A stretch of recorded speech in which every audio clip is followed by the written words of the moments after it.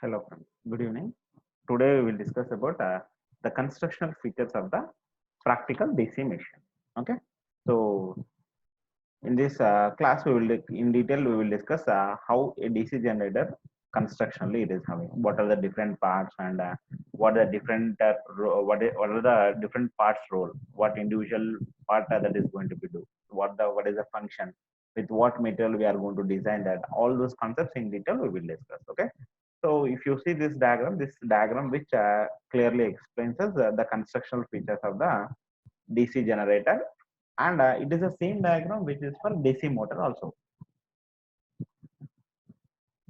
Constructionally, we don't have any difference between the DC generator and motor, and that's why a common diagram that can be that can describe for both DC generator and as well as the motor. Okay, that means what conclusion we can give here it is constructionally there won't be any difference in the DC generator and as well as the DC motor. Constructionally both are same except a small difference that we have. So again, when we are discussing about the DC motor, we will discuss in detail. Okay, DC motor is nothing but just it is a reverse functioning of the DC generator. For the DC generator, we are giving the mechanical energy as input, which get converted into the electrical energy, as we already know. But the DC motor is nothing but which takes the electrical energy as an input and it gives the mechanical energy. Okay, so in detail, the function and as well as the operation of the DC motor in the coming classes we will discuss. So if you look into this diagram, it is having the various parts. So first let us just denote what are the different parts in this our diagram. This one is nothing but eye bolt, or also we are calling also we can call it as lifting eye.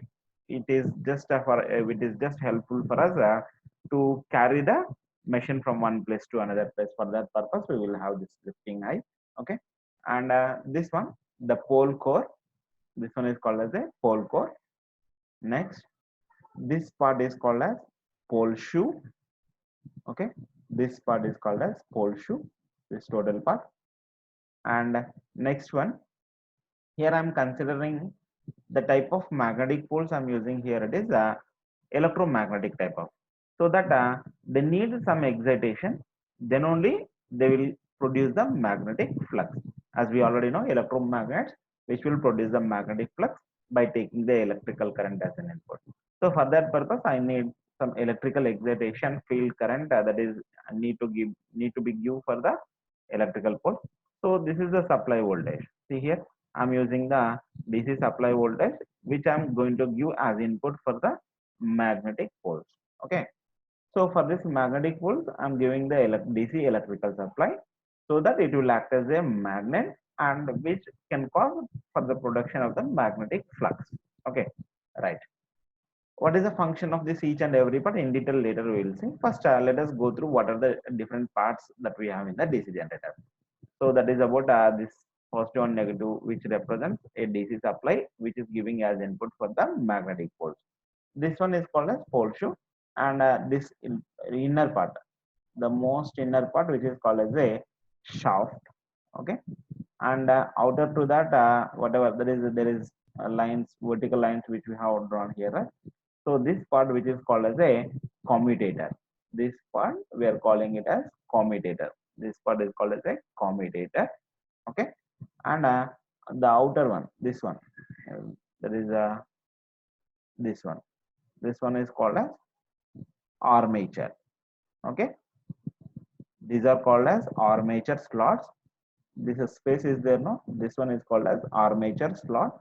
Armature slot is nothing but it is a place where we can accommodate the conductors. Okay, and these are red circles here which represents the conductors.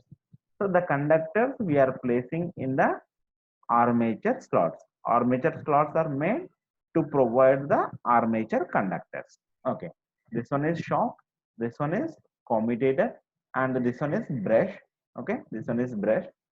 Okay, and these are the armature slots, and these red color one which are called as armature conductors, and this one, this outer part, which is nothing but called as a yoke, and this last part, which is called as a base plate.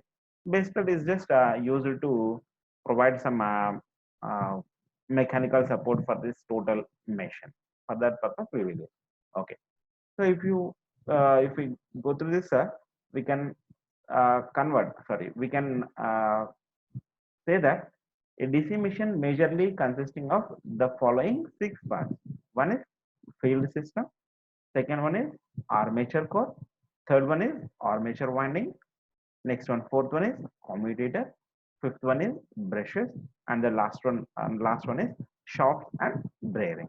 Now we will discuss what is this field system and what is the function, with what material we are going to design that field system, and the individual part in detail we will discuss. Similarly, for the about the different parts of the DC generator, that is armature core, armature winding, commutator, and as all those things we will see now. Right. The first part is a field system. Okay. The field system again having three important parts. Then the first one is yoke. Okay. The first part is yoke. The function of the field system is nothing but to produce the uniform magnetic flux. The field system is nothing but, what is field system? The already in the block diagram I have shown this complete one. This one is nothing but called as a, this is responsible for the production of magnetic flux, right? So that one is called as a field system. The field system which is responsible for the production of the magnetic flux, right? So this field system again consisting of the following. First one is yoke. What is yoke? The outer frame of the, if you see the DC machine, there is one outer form.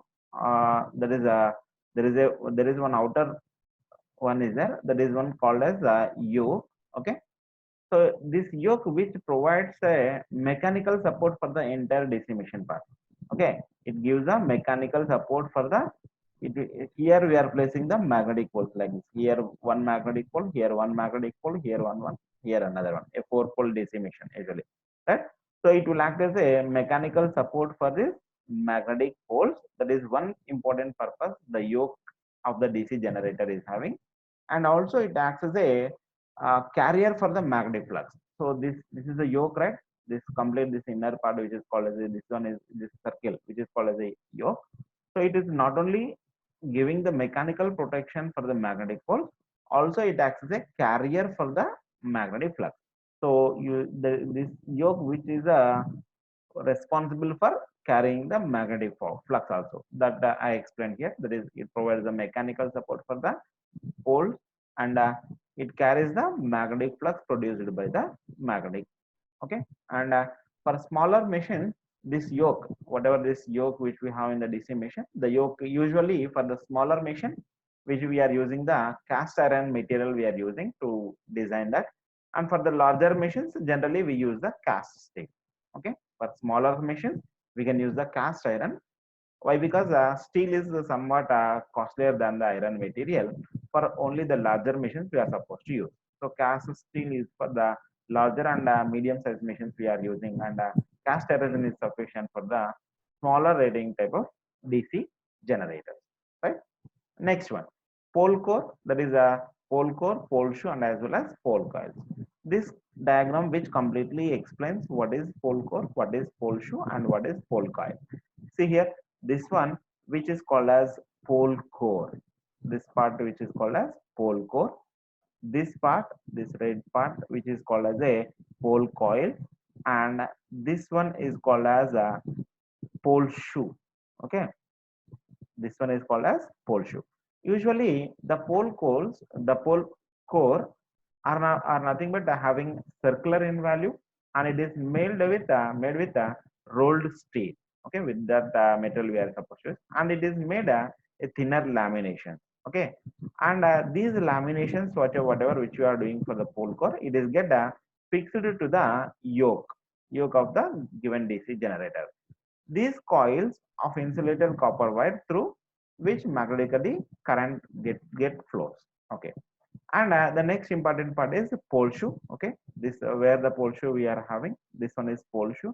Pole shoe generally it is made, rather than to have the straight type of pole shoe, here a cruciform type of pole shoes we are using in generally. Why this curved type of cruciform type of pole shoes, for what purpose we are using means generally this type of cruciform type of pole shoe which creates the uniform gap in the DC machine. Let me explain you in this diagram. See, if you have this pole shoe, if you have a straight, then what will happen? The air gap at this and the air gap at the middle, which is going to be different value. If we have the straight pole shoe, then what will happen? At the middle, we will have the less air gap. Air gap is nothing but it is a gap between the stator and as well as the rotor. Stator means this pole and as well as rotating body is nothing but this one armature, right? So it is called as the rotor part of the DC generator. This one is the stator part of the DC generator. So between this stator part and rotor part, whatever the gap which we have, that is called as the air gap. So because of this cruciform type of pole shoes we are having, there will be a uniform air gap in the DC generator. If you use the straight type of rather than to use this curved type of pole shoes, if you use the straight type of, then there will be a non-uniform air gap between this stator and the rotor part, due to resulting in a non-uniform reluctance in the air gap. Why? Because air is having the dielectricity and it is offers the reluctance. Okay, so that is why that is what the purpose of this pole shoe. Okay, pole shoe are the ends of the poles supporting the field coil. They spread out the flux in the air gap and help in reducing the reluctance of the path. Right. And the last one is pole coils. Here we can observe this pole coils. Pole coils are the field coils which consisting of copper wire or copper strip. Usually they are farmer wound for the correct dimensions and then farmer is removed and wound on the coil. Okay, this is about what is meant by pole core, what is meant by pole shoe, and what is meant by the pole coil. Next, the important one more important part that we have is the armature core. Okay, this armature core is nothing but it is a cylindrical drum, which is it is a drum type of structure. It is having cylindrical drum, and it is made of the material called silicon steel. In the most of the electrical machines, to manufacture or to design the core material, we are using the silicon steel only. Okay, steel is a good mm, magnetic properties it is having, which allows the flow of flux, and for which again to reduce the conductive properties, we are using the silicon. We are adding the silicon content to the steel material. Okay, so silicon is added to the steel material, which resulting in silicon steel. So armature core usually it is made with silicon steel. So this complete part which denotes as the armature part. Okay, this one is commutator. Commutator is fixed with the armature. The function of the commutator also we discussed that. Again, this one is the shaft. Okay, so this one is the armature. This armature core and this armature consisting of armature conductors and as well as armature core. Armature core is made with silicon steel material and it is laminated further with having 0.5 mm thickness. Why we are doing uh, this much smaller laminations means to reduce the eddy currents. That is how much smaller laminations that we will have in the whole core, that much eddy currents will be get reduces, and further eddy current losses also going to be reduces. For that purpose, a small laminations that is made, and the material type of material we are using is silicon steel. Okay, each laminations are again coated with a thin insulating film so that they do not come in contact with the each other. Okay, the purpose of laminating already we discussed that to reduce the eddy current losses taking place in the silicon steel. Okay, next one is armature winding. See, this armature is consisting of core and as well as winding. So these are the windings. Okay, so armature windings usually made with the armature conductors. That is the total armature conductors are called only calling as the conductors which are connected together to form a winding. Okay, and since they are in the armature, we are calling it as armature winding. So the armature conductors are placed in the slots of the armature. In the block diagram, I already shown you in this. So this is the armature. Okay, the armature consisting of armature slots and armature conductors. So in the armature conductors, sorry, in the armature slots, we are providing the armature conductors. That is what I am explaining here. The armature conductors which are placed in the armature slots provided of the armature. The conductors are not only insulated from each other and also, but also from the armature slots. The armature conductors usually they are going to be connected in the form of either lap winding or in the form of wave winding. Okay, right. Next, commutator. The next important part of the DC machine or DC generator is commutator. The function of the commutator is to convert the alternating current which induced in the armature into the direct form. Okay, further that is the main important purpose of the commutator which we have in the DC generator. The commutator is made up of copper segments usually, and they are insulated from each other by mica sheets, as we already discussed in the previous class. Okay. The next important part is the brush.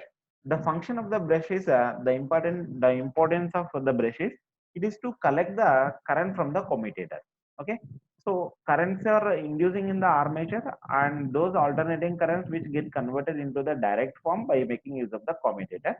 So from the commutator, from the rotating commutator, we need to collect the current, and that is to be supplied to the external load. So that function is done by the brushes. The brushes are the responsible for collecting the current from the commutator, and are usually they are made up with the material called as carbon. Carbon is having high resistance, and that's why carbon or graphite is the material in generally we are using to manufacture or to design these brushes. Okay, the brushes are placed in the brush holder, and rest of the commutator segments again is the spring tension. Okay, the next important part is the shaft and as well as the bearing. Okay, the rotation of armature and commutator by the prime mover is done by mounting the former on a shaft by using bearing to reduce the frictional losses. That is what the function of the shaft and as well as the bearings. Okay, right. Now next we will discuss about till now we just discussed what are the various important parts that we have in the DC generator, and what is the individual part role also that we have been discussed. Now we will come across whatever the EMF which induced in the DC generator, that EMF we need to calculate. So the equation to calculate the amount of EMF induced in the DC generator is only called as EMF equation of the DC generator. Okay. So first let us describe the different parameters we are using in the EMF equation. Okay. So phi, here phi which is means for the flux produced per pole in Weber. So in this case, that is the block diagram which we have shown in the earlier class. That in that block diagram we are using the 4-pole machine. So if you go through this, then it will be clear to you. If you go through this block diagram, how many poles it is having? Total 4 number of poles: 1 pole, 2 pole, 3 pole, and as well as 4 pole. So it is a 4-pole machine. So here I am considering that phi is nothing but the amount of flux produced by 1 pole. This 1 pole is producing the amount of flux of phi. This phi which represents the amount of flux produced. Okay, right. Phi is equal to flux produced per pole. Per pole is it is amount, and Z is equal to the total number of armature conductors. Okay, so we are providing the conductors in the armature slots, right? So the total number of conductors which present in the total armature is represented with Z. So this Z represents the total number of conductors. So this is equal to what? Whatever the number of slots we have into the number of conductors per slot. Suppose a 20 slots we have in the armature. So and each slot consisting of the 2 conductors. So what will be the total number of conductors then? 20 slots into each slot containing the 2 number of conductors. So total number of conductors is equal to 40, right?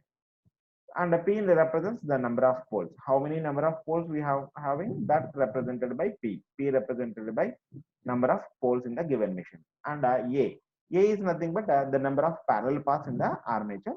Usually this number of parallel paths in the armature, which is depends upon the type of the winding we are using in the DC machine. So there are 2 important types of windings we have, as we already know. There is lap winding and as well as the wave winding.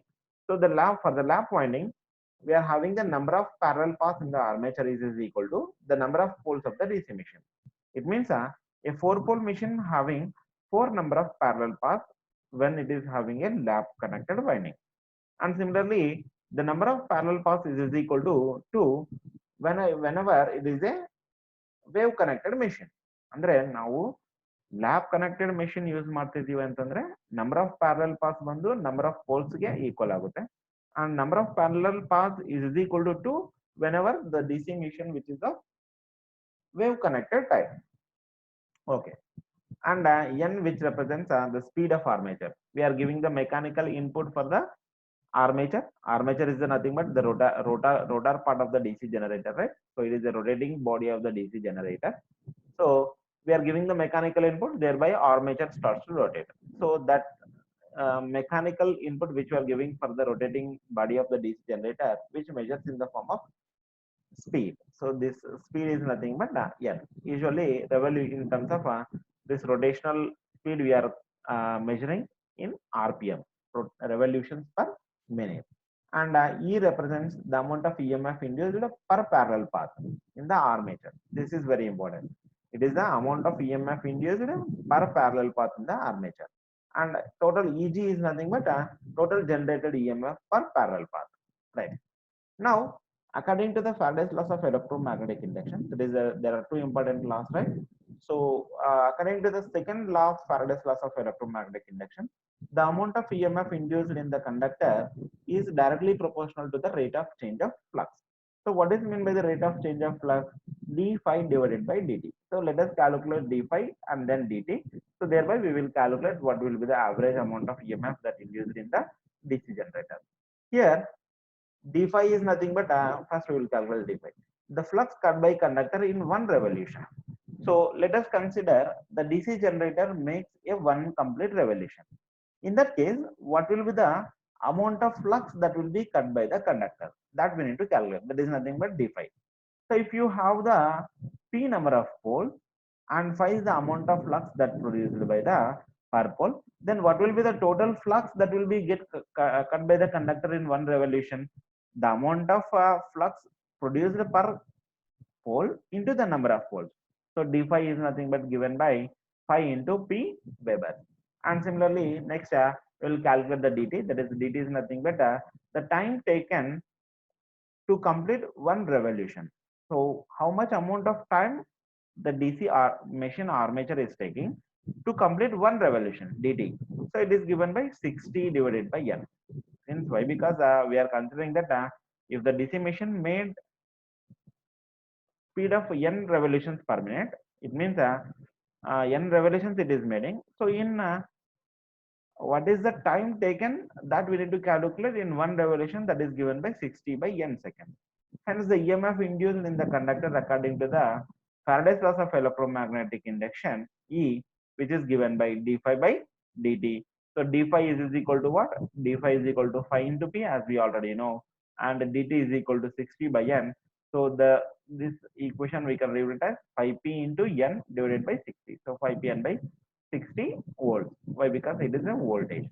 Now the EMF induced per parallel path we need to calculate. This is total EMF induced. Now we need to calculate per parallel path how much amount of EMF induced. So the amount of EMF induced per parallel path which is given by EMF induced per conductor into number of conductors per parallel path, of course. So this Eg is equal to 5pn divided by 60. This Z by A is nothing but the amount of the number of conductors per parallel path. Total number of conductors is equal to Z, and here A represents the number of parallel paths. So Z divided by A, which gives the number of conductors per parallel path. Okay, so Z divided by A here by multiplying to this, then we will get Eg. So Eg is equal to what we will have? Z phi n into p divided by 60 into A. So as just now I told you, for lap connected machine, the number of parallel paths of the machine, which is equal to the number of poles of the machine. So A is equal to P we will have. So further, this is simple equation we can simplify it into Eg is equal to 5pn by 60. 5pn by 60. So we can rewrite this formula as Z phi n divided by 60. And for the wave connected winding, the number of parallel paths is equal to 2. So we can, if you substitute in this equation, then the resultant equation we will get it is Eg is equal to Z5 Np divided by 120 volts. So with this I'm ending, and in the next class, then further that is oh, some numericals that we will discuss, and later the types of the generators we will discuss.